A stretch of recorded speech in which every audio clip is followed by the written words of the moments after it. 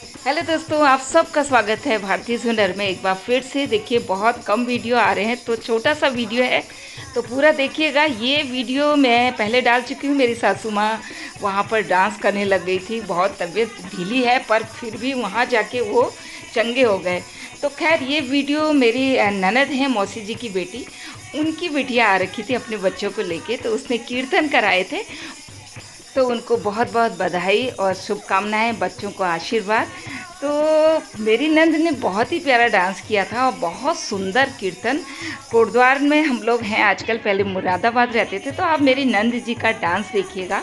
और भजन इतना प्यारा लोग हमारे सारी बहनों ने गाया। तो अपना प्यारा सा एक कमेंट ज़रूर करिएगा। और कितना खूबसूरत भजन है, आप ज़रूर सुनिए और डांस का एंजॉय कीजिए।